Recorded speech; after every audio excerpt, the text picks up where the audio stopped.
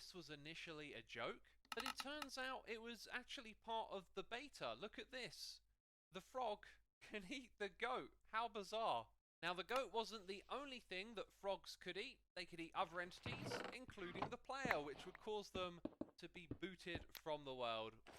Look at that. Rather hilarious. And there was another beta that I didn't cover because it was basically bug fixes. However, this was then removed from the game, so frogs are no longer going to be eating goats. Anyway, we are of course here to check out the Java Edition snapshot, and unfortunately, it does not include frog lights. And this is because Mojang want to release 1.18.2. That's what this snapshot is going to lead up to. And then after that's released, we will be moving on to the wild update snapshots for 1.19. So what is the big feature added in 1.18.2?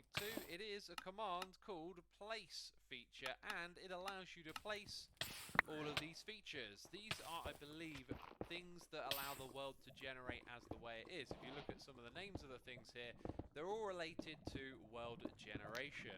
So when the game generates the world and it brings in things like flowers, little deposits of water and trees and other features in the terrain and underground as well, these are features, and that list that you just saw is what it refers to generate your Minecraft worlds. So for example, with the place amethyst geode command, I can just kind of insert them into the terrain. Sometimes it looks pretty cool, and other times not so much. But for this specific placement, we need to be inside of blocks. So you can see it's actually failed place features when I go into this terrain. May or may not. There are parameters that be met, and that's not what you see that they were met, and it's placed them on the side of this terrain. So I've been running through these commands, trying to pick out some interesting ones and figure out what the parameters of some of them are. The command itself has two parameters. First of all, you have the feature, and then you have the position. If you don't fill that in, it will be relative just like this. And you can see we're unable to place the feature here. If I pop into spectator mode and lower myself into the ground, then it does actually place when I'm a little bit low, and you can see it puts in some lava and some magma blocks. So all of these have different parameters. Some are really easy to place because you can just put them anywhere like this, which will generate a tree for you, which could be very helpful when you're creating some custom terrain.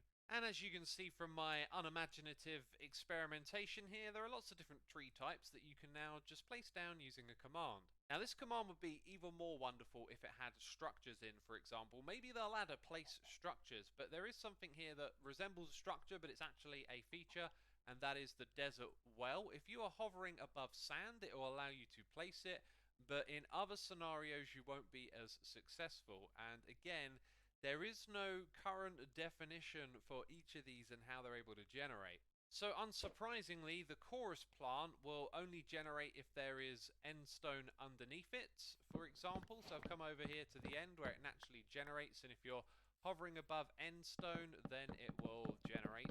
So I'm not quite sure what else to say about this command. It just takes a little bit of experimentation to explore each of the different features. One thing I thought was interesting is that you could bring in an end gateway, and because it's using the place feature command, it's not just created by the player,